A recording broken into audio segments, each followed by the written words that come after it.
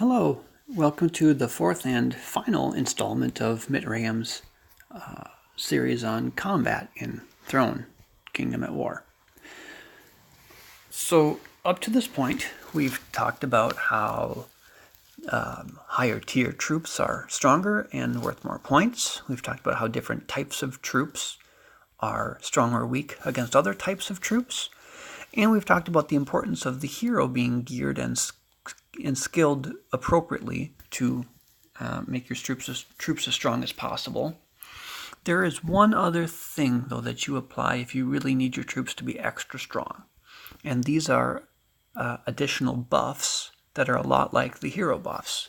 You find them up here in this main menu, right, which they recently reorganized really nicely to help make this really easy. First off, there are townscapes that do apply combat bonuses. If you have one of the OVO reward skins up, you get some nice combat bonuses. Otherwise, the Eagle's Nest has some scout bonuses, but I think there's like one of the Wednesday packs or Friday pack has a black castle skin that gives combat bonuses. Anyway, Citadel can make your troops stronger. Not Citadel. Townscape can make your troops stronger. But the big troop bonuses are here in this Army tab. Right? You can increase the attack skill of all of your troops. This is one of the three basic skills we talked about in the tier video: attack, defense, health. You can increase your attack by a percentage for a certain amount of time. Defense, same deal. And then we get some of those enemy reduction bonuses. These are like the three hero skills near the bottom that we talked about how important they are. Right? You can diminish the power of your enemy's troops by a percentage for time, defense, health, and offense. You can also speed up your troops to get them to where they need to go faster. You can obscure your hero if you don't want your enemies to know what troop type you're using. I mean, they're still going to tell after you hit them and they see what you lost, but you can at least obscure what your hero's set for. And then maybe most significantly, you can increase your march size. Right, your council hall determines how many troops you can send at a time, 200,000, 250,000, whatever. But you can then increase that further by adding 50, 100, or 150% of that number on for an amount of time. So if you're attacking someone who's really big and you know that their hero's not home or is not skilled for combat and you want to hit them hard, this is how you can add some troops, and therefore you can add a lot of power to your army. Because remember, if you only beat your opponent by a little bit, you're going to suffer a lot of losses. Now, we talked about that 80% amount in the second video. If you have high health buffs and defense buffs, you're not going to lose 80% as an attacker. I don't think, unless you just barely win. But if you win by a lot, the rate of losses that you suffer is much, much lower. And then that's lowered yet by your health bonuses. So it really is helpful to win by as much as you can. Not saying you should waste one of these every time. Obviously, you want to ration these. But if you're not sure if you can win or not, it's probably a good idea to send some more troops. Okay, so that's the rest of the bonuses. So when you've got a target you want to attack, you get your hero set, you got your gear on, you put these bonuses on, and away you go. So steps for attacking. I think these are probably pretty straightforward, but some things to think about. Here's my target I have picked out, because I can't seem to find any unshielded enemies that are worth attacking right now. So I want to hit this city. If it were an active city, you would probably want to consider scouting first. Keep in mind that right now my hero is skilled still for ranged. So if I send a scout out, my scouts will be boosted by these bonuses, and whatever other studies I have active. But my hero's not really going to be helping my scouts a whole lot.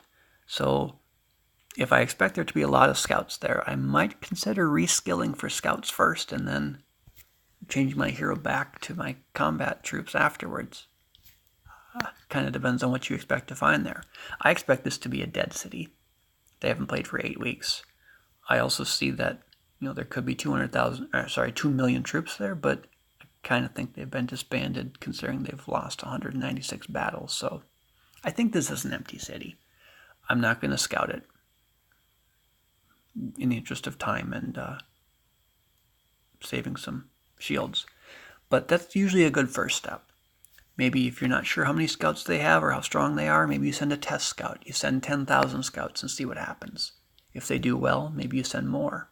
If they do really badly, you maybe don't scout. If you don't have a good scout and you want to know what's there, maybe you send a small attack force, 10,000 T1. See how they do. If they do really badly, maybe you get some help raiding this target. If they do really well, then maybe you try something bigger. Anyway, so what I'm going to do is I'm going to teleport into here, and then I'm going to attack. Again, because I know it's mostly empty. I don't need to scout it first. Things to know about movement. When your troops are traveling horizontally on the grid, they always move faster than if they're traveling vertically. So I want to kind of park myself a little bit off screen. Not that anybody's going to be watching me, but if it were a sensitive target and people were watching, I might want to park somewhere over here so that they don't see me as quickly and I have a little more time to get my shield back up.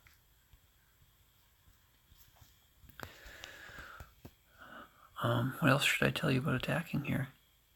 I think that's about it, because once I teleport here, I kind of want to just go so that I don't get caught with my shield down, because getting caught with your shield down and your hero not at home is pretty much the death of your entire army, except whoever's marching. So, yeah, that's what we're going to do. I don't really need them, but yeah, I'm not going to put them up.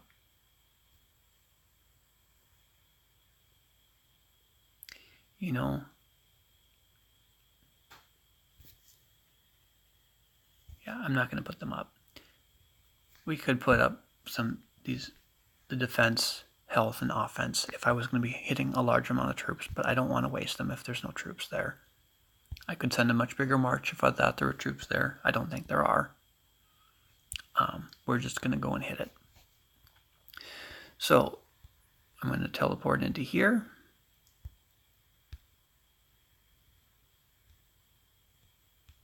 I'm going to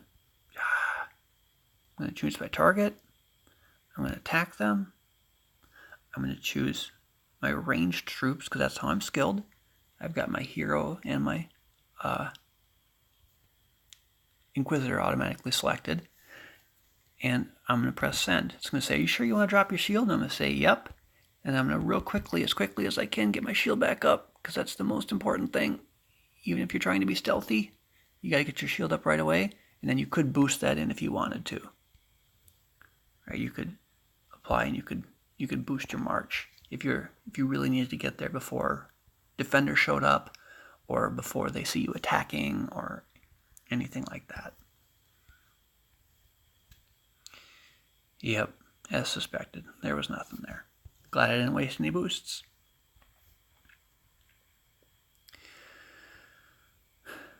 Okay, other things to know. So that's attacking.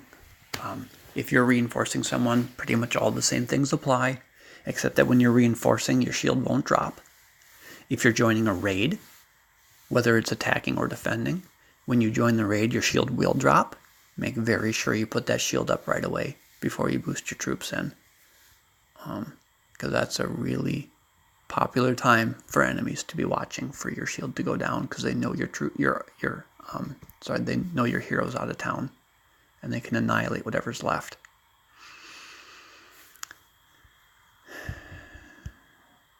So I sure hope you got something valuable out of the series on combat. Please let me know if there's some other major topic that I've missed that you'd like to see some videos on.